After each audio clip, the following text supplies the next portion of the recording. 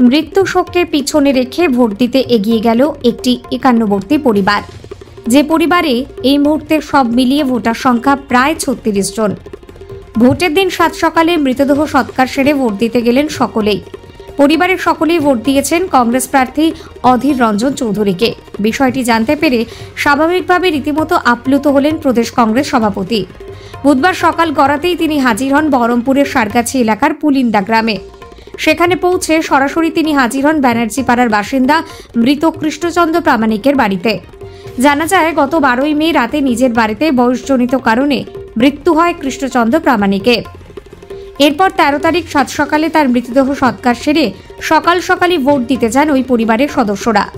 সৌভাগ্যবশত তারা প্রত্যেকেই ভোট দেন বহরমপুরের কংগ্রেস প্রার্থী অধীর রঞ্জন চৌধুরীকে।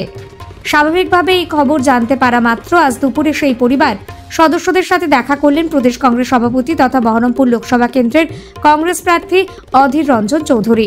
Bureau report, news UNI. আমরা যেভাবে দিই সেভাবে দিয়েছি। আমরা এসে গঙ্গা থেকে বাবাকে তাই শ্মশান থেকে এসে আমরা ভোট দিচ্ছি। মারা গেছিল সন্ধ্যে 7টা, আগামী সন্ধ্যে 7টার সময়। হ্যাঁ, ভোটের আগা দিন।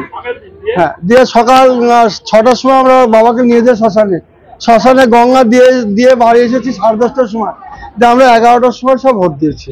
মানে এই যে একটা ভোটের মধ্যে তারপরে মনে হলো কেন মনে হলো আমরা একটা ভালোবাসার খাতিরে গিয়েছি। আমরা কংগ্রেসকে ভালোবাসি, তার জন্য সবাইকে বললাম চল ভোটগুলো দিয়ে আসি।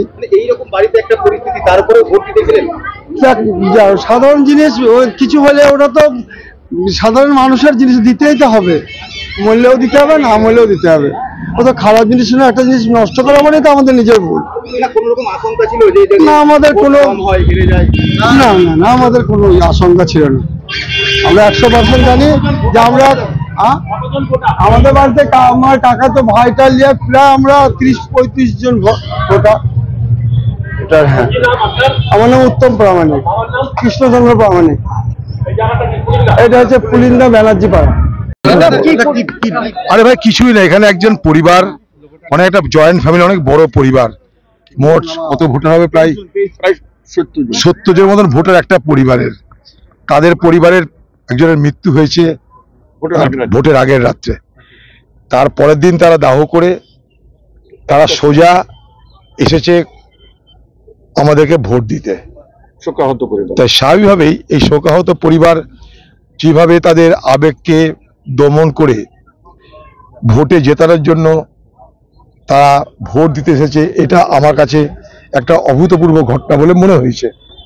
তাই যখন খবরটা পেলাম, এখানে আমাদের নেতৃত্বের কাছে, এখানে আইনাল ভাই আছে, কাফি ভাই আছে, এখানে আরো যারা আমাদের যুব নেতারা আছে, তাদের কাছে যখন খবরটা পেলাম তখন আমার মনে হলো একবার দেখা করি। আর কিছুই না, দেখা করতে এসেছি, আর কিচ্ছু না।